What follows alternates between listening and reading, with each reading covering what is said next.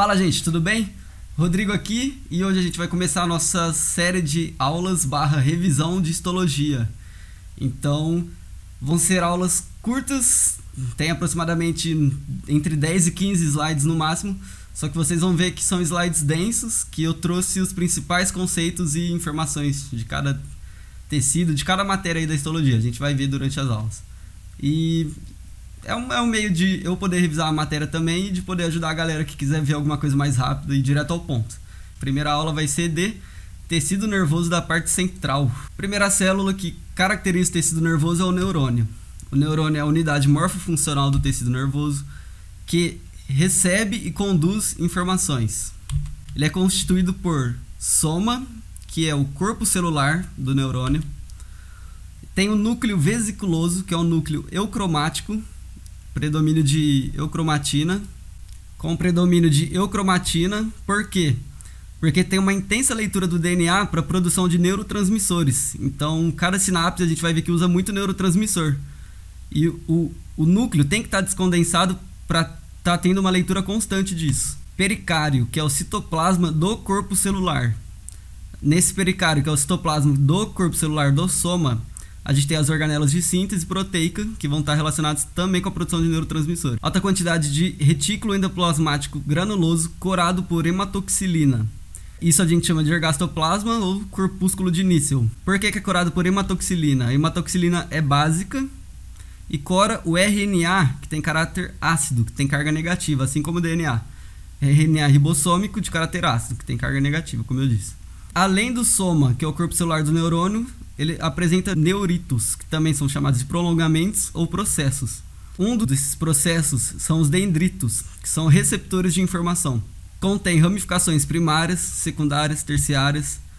E o diâmetro desses prolongamentos, que são os dendritos, diminui conforme ele vai se ramificando. O ergastoplasma está restrito ao ramo primário.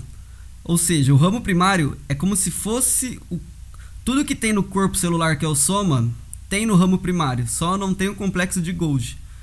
Então você vai ter corpúsculo de Nissl, você vai ter mitocôndria, tudo no ramo primário do dendrito, só não vai ter complexo de Golgi. Gêmulas, que são pequenos espinhos dendríticos, sustentados por actina, onde ocorrem as sinapses. Axônio, aí já é outro neurito, outro processo, que é também denominado de fibra nervosa. É o transmissor da informação. Então, você recebe a informação por dendrito e repassa pelo axônio. Nesse axônio, a gente tem a região inicial, que é chamado de cone de implantação, que é o segmento inicial e é desmielinizado, não tem baía de mielina. Nesse cone de implantação, a gente tem maior densidade de canais de cálcio, que vai decidir se vai ocorrer excitação ou inibição do estímulo. O diâmetro do axônio é uniforme, diferente dos dendritos. E ele é sustentado por microtúbulos, também chamados de neurotúbulos, já que são dos neurônios, né? E alta presença de mitocôndrias. Por quê? Porque a mitocôndria vai participar do transporte axonal, que vai carregar as vesículas com neurotransmissores até lá nas terminações do axônio. Telodendro, final do axônio com diâmetro variável. Nesse telodendro a gente vai ter presença de botões sinápticos, que também contém muitas mitocôndrias. E esses botões sinápticos também contêm vesículas sinápticas carregadas com neurotransmissores que foram levadas, a gente vai ver, por uma proteína associada a microtúbulo, com a presença de mitocôndria, gasto de energia, pelo transporte axonal, até esses botões sinápticos. Pode conter ramos laterais ou ramos colaterais, que são em ângulos retos. O axônio pode conter, então, uma ramificação em ângulo reto. Ainda falando de neurônio, a gente pode classificar ele morfologicamente. E aí você tem o neurônio unipolar, que você tem o axônio e não tem dendrito. Você simplesmente tem o soma e um axônio. Você tem o neurônio bipolar, que também tem o axônio, e o dendrito é alongado. A gente vai ver foto disso. O pseudonipolar, que tem somente um prolongamento, que a parte dele se comporta como dendrito e parte como axônio. E multipolar, que tem presença de axônio e vários dendritos, que é a maioria dos nossos neurônios. A gente ainda pode classificar os neurônios funcionalmente, seja ele aferente ou sensorial, que vai levar o estímulo até o sistema nervoso central, ou seja ele eferente, motor, que vai levar o estímulo do sistema nervoso central até um efetor, por exemplo, um órgão. Classificação de acordo com o neurotransmissor. A gente tem neurônios colinérgicos, que vão ter como meio de sinapse a acetilcolina, como neurotransmissor. A gente tem os aminérgicos, por exemplo, que vão usar noradrenalina ou 5-hidroxitriptamina como neurotransmissor. A gente tem os peptidérgicos, que vão usar outros polipeptídeos como neurotransmissores. Classificação de acordo com o axônio. O neurônio Golgi do tipo 1 tem um axônio muito longo e o neurônio Golgi do tipo 2 tem um axônio muito curto. Aqui a gente tem um corte de cerebelo. Isso daqui é um neurônio. Aqui a gente tem o soma. Aqui o citoplasma do soma, que é o corpo celular, pericário. Aqui a gente vê umas manchinhas que são o ergastoplasma. Não dá para ver muito bem aqui nessa foto. O núcleo vesiculoso, bem descondensado. Aqui a gente tem a região inicial do axônio, que é o cone de implantação, que é desmielinizado e decide entre excitação e inibição. Aqui outra foto maior aumento do cone de implantação. Não tem mielina. Aproveitar aqui para deixar o que é neurópilo. É uma região, ou é a região intercelular acidófila, corada por eosina. A eosina é ácida, a gente sabe. E tudo isso aqui que é rosa, a gente chama de neurópilo, que é a região corada por eosina. Vamos falar de glia, da parte central. Glia, ou cola, é o tecido conjuntivo do sistema nervoso central. São células que vão estar junto com o neurônio para nutrir o neurônio e proteger esses neurônios. Por exemplo, fazendo um intermédio entre vasos e os neurônios, ou fazendo fagocitose de substâncias estranhas, cicatrização. Escrevi errado. Primeiro exemplo de glia, astrócito. O astrócito é a célula que vai fazer a ponte entre capilares sanguíneos e neurônios. Ele vai pegar o que está no sangue e passar para o neurônio. Então o neurônio não tem contato direto com o sangue. Tem que ter um astrócito intermediando isso. Então o astrócito vai fazer a filtragem e a nutrição do neurônio. Filtragem do sangue, no caso, e a nutrição do neurônio. Barreira hematocefálica. Junções oclusivas entre células endoteliais, ou seja, células que compõem o vaso sanguíneo capilar, não permitem o contato do neurônio com o sangue. Ou seja, as células endoteliais, isso daqui já entra em tecido epitelial, são células justapostas, então o que está no sangue não passa entre elas. E necessariamente vai ter que passar entre um astrócito. Então isso a gente chama de barreira hematoencefálica. Assim, substâncias do sangue só chegam aos neurônios passando pelos astrócitos, necessariamente. Esses astrócitos vão emitir, em cima dos vasos, o que a gente chama de pés vasculares, que são membrana plasmática do astrócito se projetando sobre o capilar, como se fosse para aumentar a área de contato e conseguir absorver o que está ali no sangue. Presença de aquaporina 4 na membrana do astrócito, principalmente, que é uma proteína transmembrana que vai formar um canal de água no sistema nervoso. Então, é assim que o astrócito vai conseguir captar o que está ali no sangue. Sistema linfático. Líquido cefalorraquidiano circulante no espaço perivascular, ao redor dos vasos, que também é o espaço subaracnoide, e entre os astrócitos. Parênquima cerebral, parte funcional onde estão os neurônios, astrócitos, etc. É lavado, como se o líquido cefalorraquidiano lavasse mesmo esse parênquima. Durante o sono, menor atividade dos astrócitos, o líquido passa entre os astrócitos, entre os neurônios, etc. A gente vai ver um esquema disso. O astrócito pode ser classificado em astrócito fibroso, que estão nas regiões de fibras, e aqui a gente sabe que fibra é um axônio revestido por mielina, isso a gente chama de fibra, axônio mais mielina.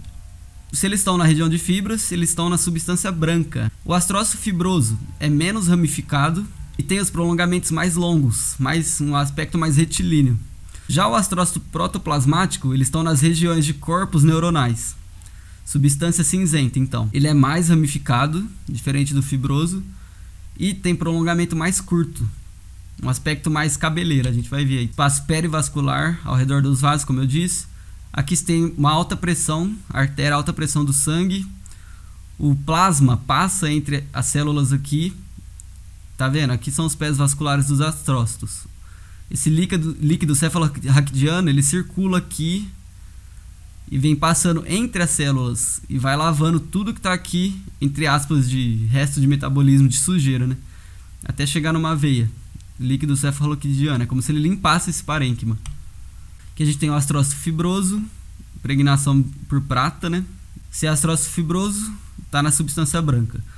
Aqui a gente tem o astrócito protoplasmático. Se é protoplasmático, está na substância cinzenta, é o aspecto de cabeleira, como eu disse. E a gente tem o astrócito protoplasmático. A câmera ficou na frente, que não dá pra ver. Está escrito pé vascular. Isso daqui é um capilar, é um vaso.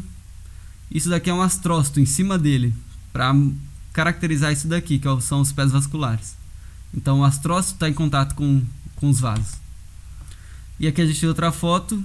Aqui passando um vaso bem no meio. Vários astrócitos. Parecem ser astrócitos fibrosos, né? São mais retilíneos aí. Tudo em cima, tudo com pé vascular nesse vaso aqui, fazendo contato. Ainda falando de glia, a gente pode falar dos oligodendrócitos, que são células que vão formar a bainha de mielina. Lembrando, bainha de mielina é aquela substância, aquele composto que circunda os axônios. Tem uma composição lipoproteica, por quê? Porque se origina da membrana plasmática exatamente desses oligodendrócitos ou dos neurolemócitos, que a gente vai ver lá no sistema periférico. Como que é formada essa bainha de mielina? É a fusão de monocamadas, interna-interna, externa-externa. A gente vai ver isso daí mais pra frente. Incisura de Schmidt-Lantermann, que é um citoplasma residual na fusão das monocamadas. A gente vai ver isso também, calma. Mesaxônio interno e externo, que é uma zona de comunicação entre oligodendrócito e axônio. A gente vai ver tudo isso aqui, a gente vai ver ainda. Nódulo de Ranvier, que são os nós que realmente vão despolarizar na condução saltatória aí na bainha de mielina, nos axônios. Internós é a própria bainha de mielina, porque se você tem um nó, e aí você tem a bainha de mielina, e aí você tem outro nó, então o que está internó é a bainha de mielina. Menor e menos ramificado que os astrócitos. Então, oligodendrócitos são menores e menos ramificados que astrócitos. Um oligodendrócito pode mielinizar vários axônios. Então ele emite várias projeções em vários axônios, em várias conduções diferentes. Pode ser classificado em oligodendrócito perineural ou satélite, que são os oligodendrócitos que estão presentes com a substância cinzenta, ou oligodendrócito interfascicular. Fascículo, a gente lembra automaticamente de fibras. São os oligodendrócitos que vão fazer a mielinização dos axônios, das fibras, na substância branca, necessariamente. Aqui a gente tem o oligodendrócito, aqui projeções dele, aqui a gente tem um axônio. Então a gente tem uma projeção dele nesse axônio, uma projeção dele nesse axônio. Então a gente vê que o oligodendrócito pode mielinizar várias fibras, vários axônios diferentes, formar várias fibras.